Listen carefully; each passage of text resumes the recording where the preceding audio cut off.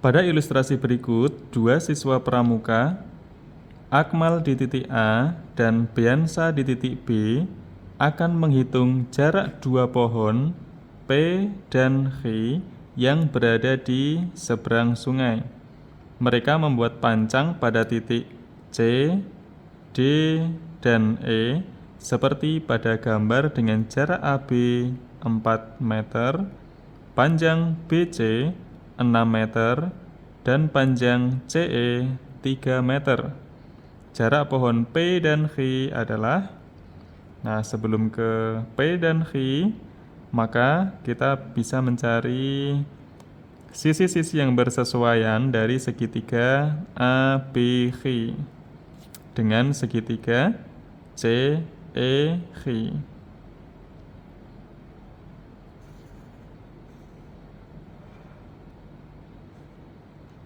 Nah, sini A, B, C, H, sini E. Nah, EC 3, AB 4, kemudian BC 6. Nah, misalkan CH kita misalkan X. Maka ada dua segitiga yang sebangun, segitiga CEQ dan ABQ. Karena kedua segitiga ini sebangun, maka sisi-sisi yang bersesuaian itu sebanding.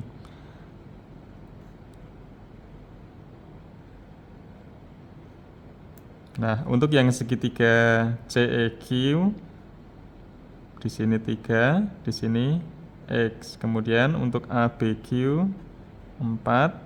Nah, panjang BQ adalah X plus 6. Untuk perbandingannya bisa kita tuliskan 3 banding 4 itu sama dengan X banding X plus 6. Tinggal kita kalikan silang. 4 kali X, 4X sama dengan 3 kali X plus 6. 4X sama dengan 3X ditambah 18. Kedua ruas kita kurangi dengan 3X, maka 4X dikurangi 3X sama dengan 18.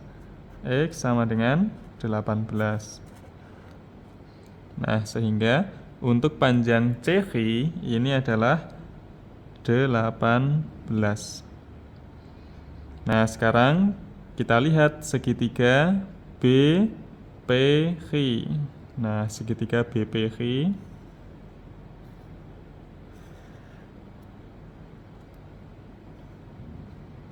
di sini BPH.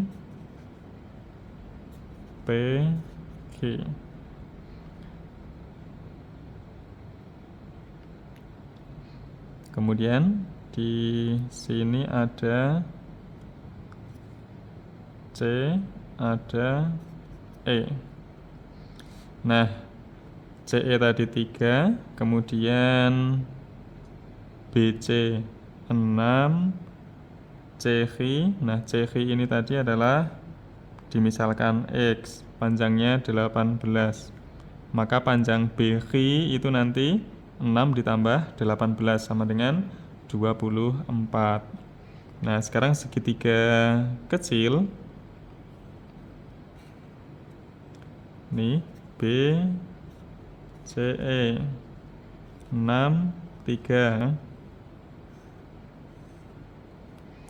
Tadi untuk B, H, P. BH-nya 24.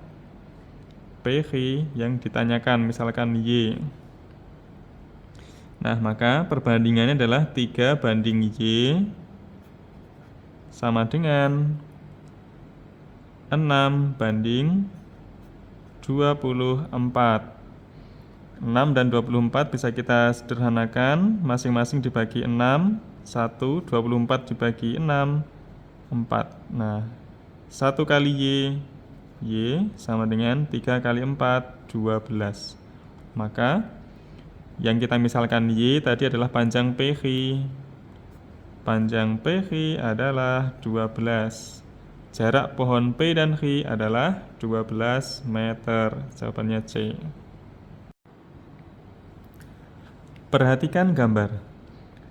Gambar tersebut merupakan tenda karnaval yang merupakan gabungan kerucut dan tabung. Untuk bagian atas ini bentuknya kerucut dan untuk yang bagian bawah bentuknya tabung.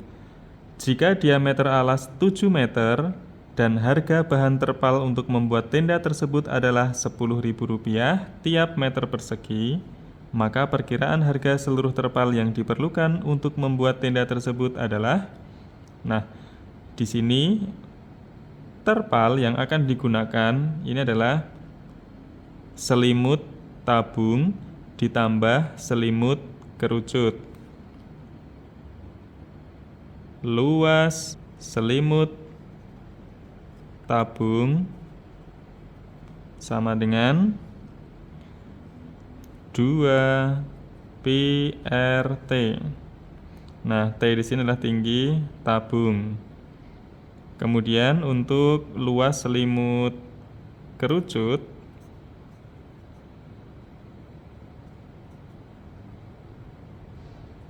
sama dengan PRS, dengan S adalah garis pelukis. Nah, nanti akan kita cari.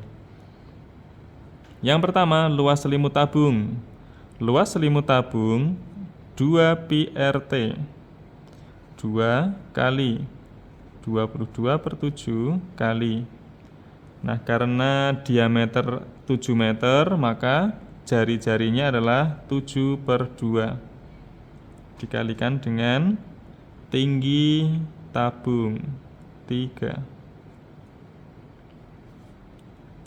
sama dengan, ini bisa kita sederhanakan, 7 dibagi 7 1, 2 dibagi 2 1.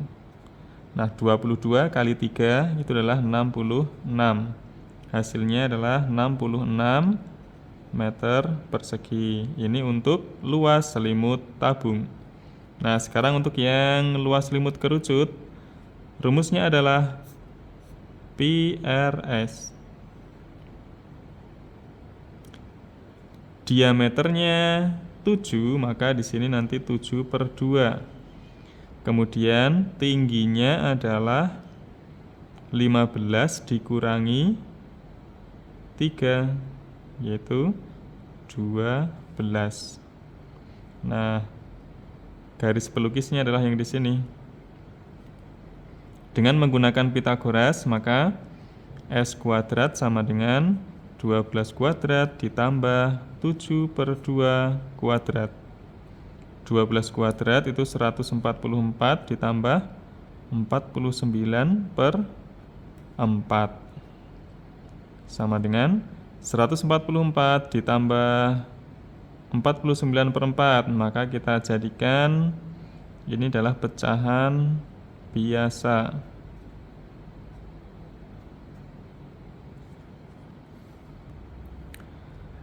Untuk yang belakang tetap 49/4. Nah, untuk yang depan di sini 144/1. Nah, satunya dikalikan dengan 4, maka 144 kita kalikan dengan 4.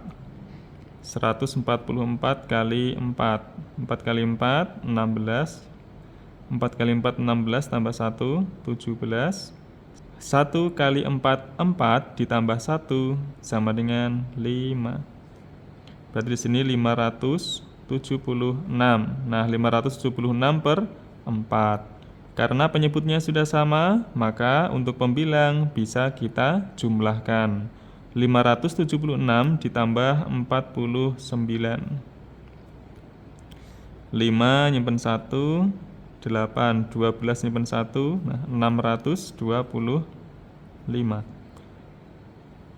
Di sini masih S kuadrat, maka S-nya adalah akar dari 625 dibagi 4.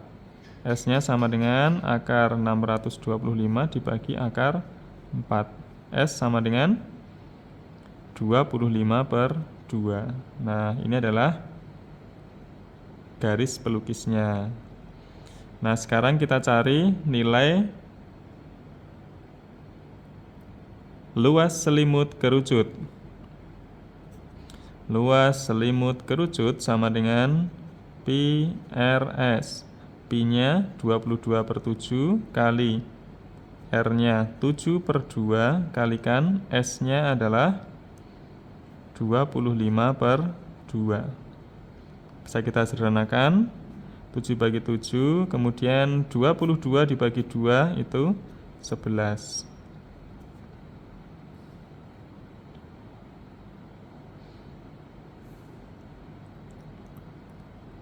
Oke, kita kalikan 25 kali 11.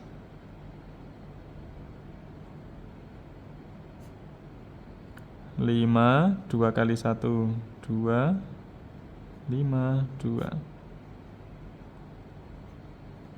275/2. Nah, nanti satuannya adalah meter persegi. Tadi luas selimut tabung 66 meter persegi, kemudian luas selimut kerucut adalah 275/2. Totalnya kita jumlahkan, luas selimut tabung ditambah luas selimut kerucut sama dengan 66 ditambah 275/2 sama dengan, ini bisa kita jadikan per 2 juga, 66 dikalikan 2, 12 tambah 1, 13, 132. 132 ditambah 275, 7, 10, 2, 4.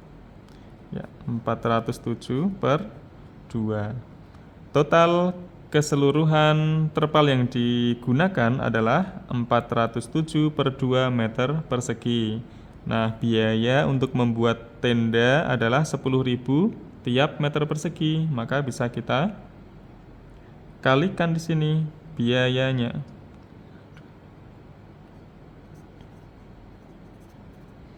Biayanya sama dengan 407 bagi 2 dikalikan dengan Rp10.000.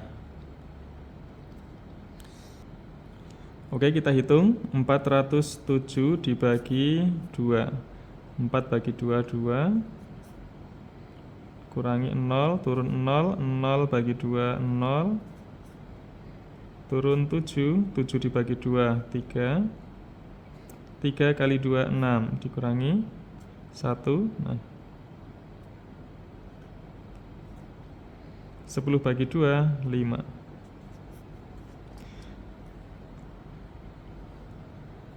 Maka di sini 203,5 dikalikan dengan 10.000 sama dengan 2035 tambah 03, 123. Rp2.035.000, maka hasilnya adalah yang A. Sebuah bandul logam berbentuk gabungan kerucut dan setengah bola. Jika berat logam tiap 1 cm kubik adalah 6 gram, maka berat keseluruhan bandul tersebut adalah, nah, karena di sini berat dan tiap 1 cm kubik ini 6 gram, maka nanti kita mencari volume dari kerucut dan volume setengah bola. Yang pertama kita cari untuk volume kerucut sama dengan 1/3 kalikan luas alas kali tinggi. Luas alasnya lingkaran, pi R kuadrat kalikan tinggi kerucut. Nah, berikutnya, karena tinggi kerucut belum diketahui, maka kita cari terlebih dahulu. Ini menggunakan teorema Pythagoras, segitiga siku-siku, diameter 14, maka jari-jarinya adalah 7. Kemudian tingginya T, 25 adalah sisi miring. Kalau dibangun ruang kerucut adalah garis pelukis. Nah, untuk mencari tinggi, T kuadrat sama dengan 25 kuadrat dikurangi 7 kuadrat sama dengan 25 kuadrat 625 dikurangi 49. 625 dikurangi 49, 576. Nah, tinggi sama dengan akar dari 576. Tingginya adalah 24. Nah, maka kita substitusi nilainya. Yang pertama 1/3 kalikan pi-nya 22/7 kalikan 7 kalikan 7 kalikan 24. 3 dibagi 3, 1, 24 dibagi 3, 8. Kemudian 7 dibagi 7, 1. Nah, 22 kali 7 kali 8, 22 kali 7, 14, 14 tambah 1, 15. 154 kalikan 8, 2, 43, 1 kali 8, 8 ditambah 4, 12. 1232. Nah, satuannya adalah cm kubik. Selanjutnya, volume setengah bola. Nah, kalau volume bola itu rumusnya adalah 4/3 pi r pangkat 3. Karena di sini hanya setengahnya, maka kita kalikan dengan setengah. Sama dengan 4 dibagi 2, 2. 2/3 kali pi-nya 22/7 dikalikan 7 kali 7 kali 7. Nah, 2 kali 22, 44. 7 kali 7, 49. 44 kalikan 49. 4 kali 9, 36. 36 ditambah 3, 39. 4 kali 4, 16. 4 kali 4, 16 ditambah 1, 17. Jumlah 6, 5, 1, 2. 2156 dibagi 3 cm kubik. Volume gabungan sama dengan 1232 ditambah 2156/3. Kita samakan penyebutnya. 1232 kita kalikan dengan 3. 6, 9, 6, 3. Karena penyebutnya sudah sama, maka kita jumlahkan pembilangnya. 12, 10, 15, 8, 5. 5852/3. Nah, berat setiap 1 cm kubik adalah 6 gram, maka beratnya tinggal kita kalikan dengan 6.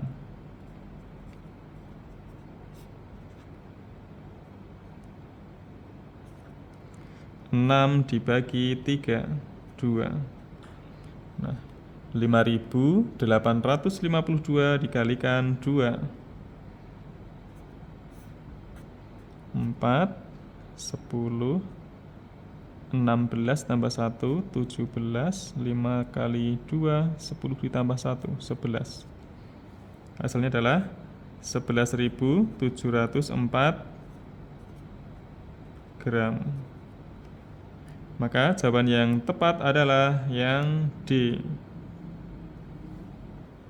Diketahui tempat minuman berbentuk tabung penuh berisi air mineral. Air mineral tersebut akan dituangkan ke dalam beberapa gelas berbentuk kerucut secara penuh. Jika ukuran tempat minuman dan gelas seperti tampak pada gambar, maka jumlah gelas yang diperlukan untuk menuangkan habis minuman tersebut adalah tempat minuman berbentuk tabung dengan diameter 24 cm, berarti jari-jarinya adalah 12. Kemudian tingginya 32 cm. Untuk gelas berbentuk kerucut dengan jari-jarinya 4 cm. Jari-jarinya 4 cm, kemudian tingginya adalah 12 cm. Nah, untuk mengetahui berapa gelas yang diperlukan, maka kita bisa menggunakan rumus volume tabung dibagi dengan volume kerucut.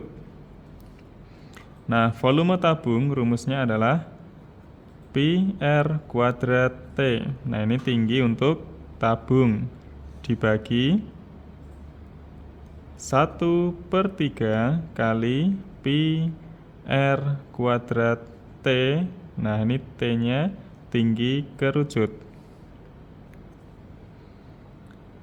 Dari persamaan ini bisa kita sederhanakan. Untuk pi kita bagi dengan pi, maka nanti tinggal jari-jari untuk tabung adalah 12. 12 kuadrat berarti 12 kali 12 kali tinggi tabungnya adalah 32. Dibagi dengan 1/3 kali jari-jarinya 4. Karena jari-jari dikuadratkan, maka 4 kali 4 kali tinggi kerucut atau tinggi gelas adalah 12 cm. Maka kita kalikan dengan 12. 12 kita bagi dengan 3. 12 bagi 3, 4. 3 dibagi 3, 1. Sama dengan 12 dibagi 4. 3, 12 dibagi 4, 3, 32 dibagi 4, 8. Nah, sehingga kita dapatkan 3 kali 3 kali 8. 3 kali 3, 9, 9 kali 8, 72. Maka gelas yang diperlukan adalah 72 gelas. Diketahui segitiga ABC dengan titik A koordinatnya adalah negatif 3,1, titik B koordinatnya negatif 1,1, dan titik C koordinatnya negatif 2,3. Bayangan segitiga ABC jika ditranslasikan oleh 41 dilanjutkan rotasi 90 derajat searah jarum jam dengan pusat O koordinat 0,0 adalah. Jadi yang pertama, segitiga ABC ditranslasikan. Nah, ini translasi, ini adalah pergeseran. Jadi pergeserannya sejauh 4 satuan ke kanan karena ini positif, kemudian 1 satuan ke atas karena ini juga positif. Dilanjutkan rotasi 90 derajat searah jarum jam. Baik, yang pertama kita bisa menuliskan untuk titik A, koordinatnya adalah negatif 3,1. Kemudian ditranslasikan sejauh 4 satuan ke kanan dan 1 satuan ke atas. Maka hasil pergeserannya adalah negatif 3 ditambah 4. Negatif 3 ditambah 4, positif 1. Kemudian 1 ditambah 1, 2. Ini hasil pergeseran. Kemudian rotasi atau perputaran 90 derajat searah jarum jam. Bisa kita tuliskan min 90 derajat. Nah, kalau rotasi searah jarum jam dari yang semula X, Y, maka ketika dirotasikan searah jarum jam ini menjadi Y, min X. Y, min X. Nah, di sini X-nya 1, Y-nya 2. Maka A double aksen ketika dirotasi 90 derajat searah jarum jam menjadi 2, min 1. Dari pilihan jawaban yang ada untuk A double aksen setelah ditranslasikan dan juga setelah dirotasikan, maka hasilnya adalah di koordinat 2, negatif 1. 2, negatif 1. Nah, ini untuk yang pilihan B dan C ini tidak usah kita pilih, berarti di antara A dan D 2, negatif 1. Untuk yang B double aksennya sudah sama 2, negatif 3. Nah, sekarang kita tinggal ngecek yang C saja coba. Untuk yang C, koordinatnya adalah negatif 2, 3. Ditranslasikan 4 satuan ke kanan dan 1 satuan ke atas. Maka hasil pergeserannya adalah negatif 2 ditambah 4. 2, 3 ditambah 1, 4. Kemudian dirotasikan 90 derajat berlawanan, selanjutnya dirotasikan 90 derajat searah jarum jam. Maka C double aksennya adalah tadi untuk posisi awal X, Y menjadi Y, min X. Y-nya di sini 4, min X. Berarti 4, min 2. Nah, maka jawabannya adalah yang D.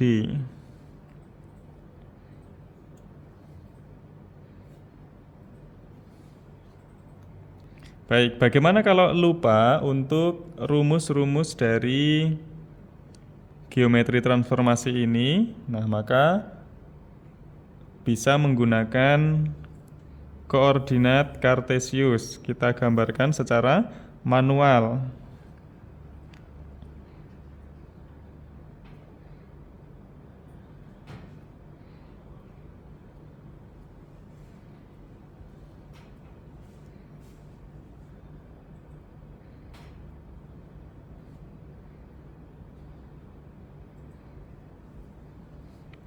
Nah, misalkan untuk titik A di sini, titik A koordinatnya adalah negatif 3,1.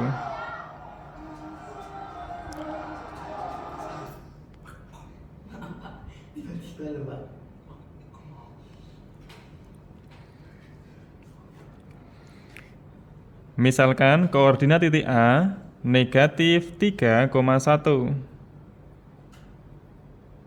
Nah, titiknya di sini titik A. Kemudian ditranslasikan sejauh 4 satuan ke kanan. 1, 2, 3, 4. Nah, maka 4 ke kanan, kemudian 1 ke atas. Nah, berarti A aksen ini berada di koordinat 1,2.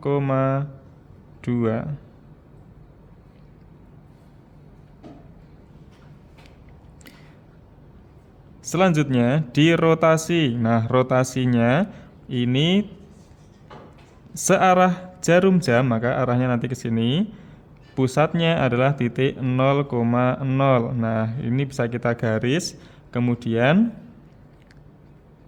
kita buat sudut 90 derajat. Bisa kita buat di sini sudut 90 derajat. Ini sesuai dengan arah rotasinya. Nah, arahnya adalah searah jarum jam ke sana. Jadi titik ini diputar 90 derajat. Nah, kira-kira ada di sini. Hasil koordinatnya adalah 1, 2. Nah, 2, negatif 1. Ini A double aksen 2, negatif 1.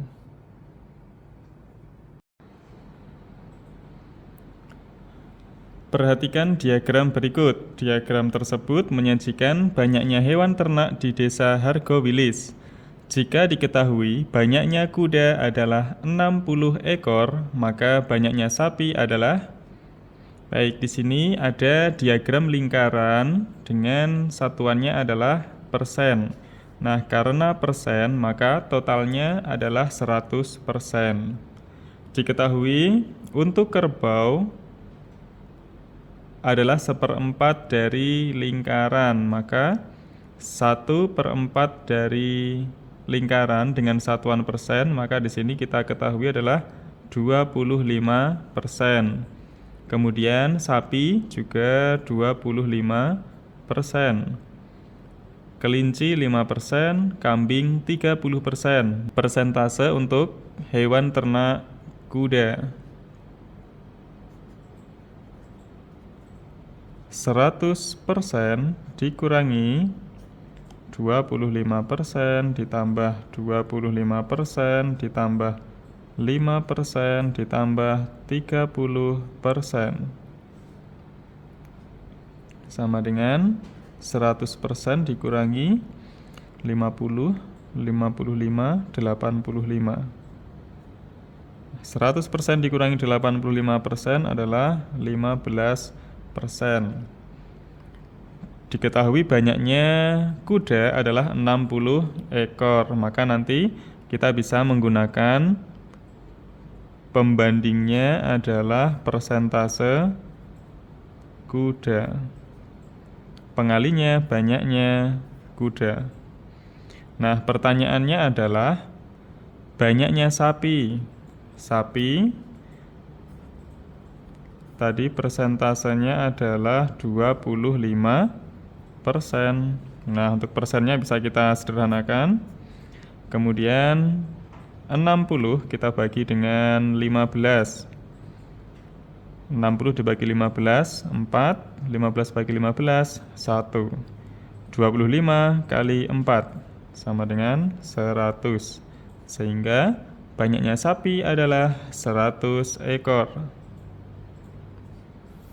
Perhatikan tabel berikut. Selisih dari median dan modus dari data yang ada di tabel adalah nilai 3 frekuensinya 6, nilai 4 frekuensinya 3, nilai 5 frekuensinya 5, nilai 6 frekuensinya 3, nilai 7 frekuensinya 7, nilai 8 frekuensinya 1. Nah, di sini bisa langsung kita tentukan modus terlebih dahulu. Modus adalah data yang paling sering muncul atau yang paling banyak muncul. Muncul 7 kali, nilainya adalah 7, berarti modusnya adalah 7. Bisa kita tuliskan di sini, modus sama dengan 7. Berikutnya kita akan mencari median. Nah, untuk median kita tentukan frekuensi kumulatifnya terlebih dahulu. Nilai 3 frekuensinya adalah 6, frekuensi kumulatif tetap 6 di sini. Nah, artinya data ke 1 sampai dengan data ke 6. Nah, ini nilainya adalah 3. Kemudian 6 ditambah 3, 9. Jadi, untuk nilai 4 berada di data ke 7 sampai dengan data ke 9. Berikutnya, 9 ditambah 5, 14. data ke-10 sampai dengan data ke-14 nilainya adalah 5. 14 ditambah 3, 17. Artinya data ke-15 sampai dengan data ke-17 nilainya 6. 17 ditambah 7, 24. Artinya data ke-18 hingga data ke-24 nilainya adalah 7. 24 tambah 1, 25. Ya, artinya data ke-25 nilainya adalah 8. Dari data yang sudah kita jumlah, totalnya adalah 25. Nah, 25 ini datanya adalah ganjil.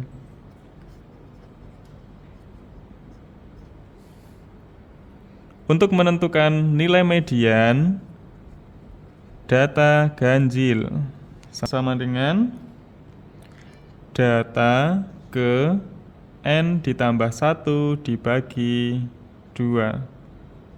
Data ke N-nya 25. 25 ditambah 1 dibagi 2. Data ke 26 dibagi 2 sama dengan data ke-13. Nah, nilai dari data ke-13 atau urutan ke-13 nilainya adalah, nah, di antara ini data ke-10 sampai data ke-14. Nah, berarti nilainya adalah 5. Mediannya 5, modusnya 7. Pertanyaannya adalah selisih. Selisih dari median dan modus adalah, nah, selisihnya sama dengan 7 dikurangi 5 sama dengan 2. Kelas 9A SMP Semangat Bangsa mempunyai rata-rata nilai ulangan siswa perempuan 90, rata-rata nilai ulangan siswa laki-laki 75, dan rata-rata nilai ulangan kelas adalah 81. Jika banyak siswa di kelas tersebut 25 orang, banyak siswa laki-laki adalah perbandingan siswa laki-laki dengan perempuan. Ini untuk siswa perempuan kita misalkan P, kemudian banyaknya siswa laki-laki kita misalkan L. Rata-rata siswa perempuan nilainya adalah 90. Rata-rata siswa laki-laki adalah 75. Kemudian nilai rata-rata gabungan 81. Nah, selisih rata-rata antara rata-rata laki-laki dengan rata-rata gabungan, selisihnya adalah 81 dikurangi 75 itu 6.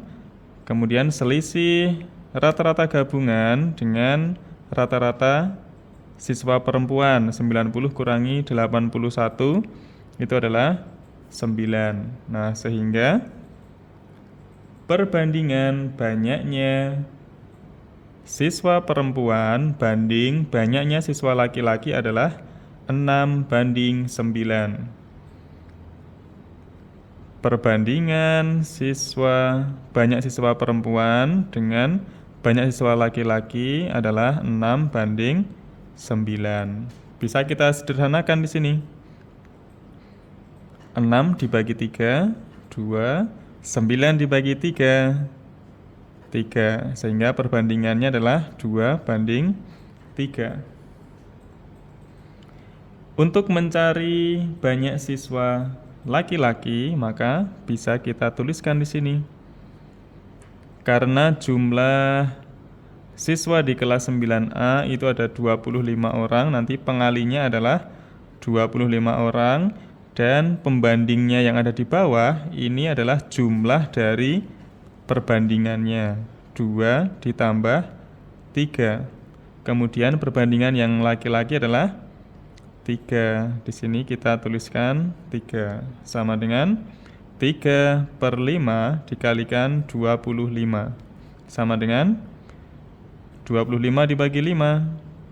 5 bagi 5, 1. 3 kali 5, 15. Nah, sehingga bisa kita dapatkan untuk banyak siswa laki-laki adalah 15 orang.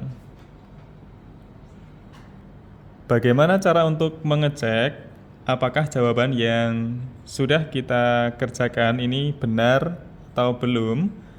Kita bisa menggunakan rumus utamanya, yaitu rata-rata gabungan sama dengan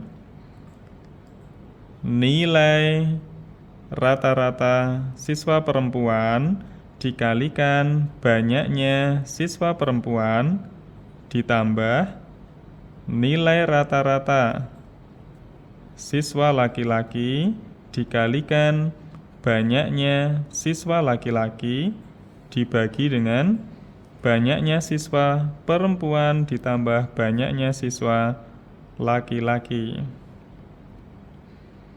Di sini tadi 90 dikalikan dengan, banyaknya siswa perempuan, kalau yang laki-laki 15, maka yang perempuan adalah 10. Dijumlah dengan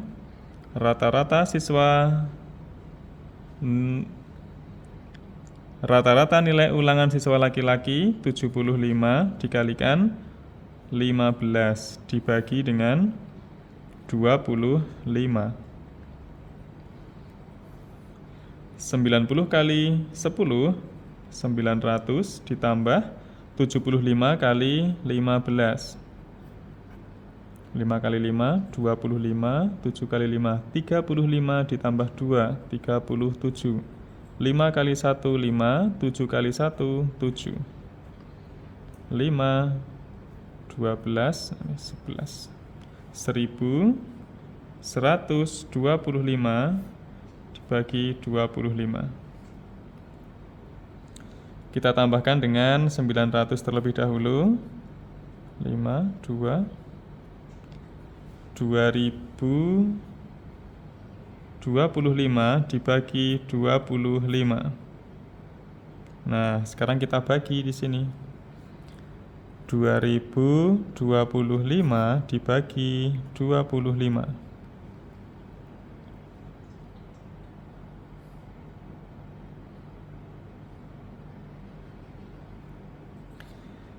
20 bagi 25 tidak bisa, kita ambil 3 digit, 202. 202 dibagi 25, 8. 8 kali 25, 200. Dikurangi, 2 kurangi 0, 2. Turun 5. 25 dibagi 25, 1. 1 kali 25, 25 dikurangi 0. Nah, sehingga rata-rata gabungannya adalah 81. Jadi sesuai dengan yang ada di soal. Jika kita melemparkan 2 dadu dan 2 koin secara bersamaan, maka jumlah anggota ruang sampel atau titik sampelnya adalah, di sini ada 2 dadu dan 2 koin. Sekarang kalau 1 dadu, nah, ini banyaknya ruang sampel adalah 6, yaitu terdiri dari mata dadu 1, mata dadu 2, mata dadu 3, mata dadu 4, mata dadu 5, mata dadu 6. Nah, kalau 2 dadu, maka nanti banyaknya ruang sampel adalah 6 pangkat 2 sama dengan 36, di mana 36 ini nanti pasangan dadu 1, dadu 2. Nah, 1, 2, 3, 4, 5, 6, 1, 2, 3, 4, 5, 6. Nah, pasangannya adalah 1, 1, 1, 2, 1, 3, dan seterusnya. Sehingga nanti banyaknya titik sampelnya ini ada 36.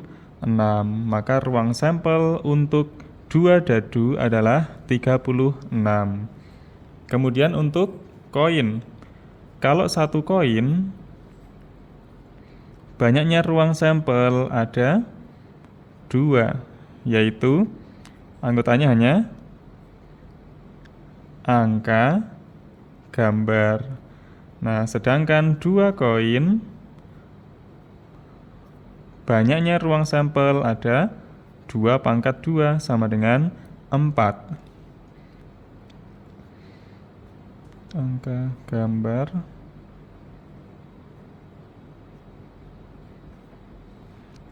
Keempat ruang sampel dari 2 koin adalah angka-angka, angka gambar, gambar angka, gambar-gambar. Nah, pertanyaannya adalah ruang sampel dari 2 dadu dan 2 koin. Maka tinggal kita kalikan 36 kali 4.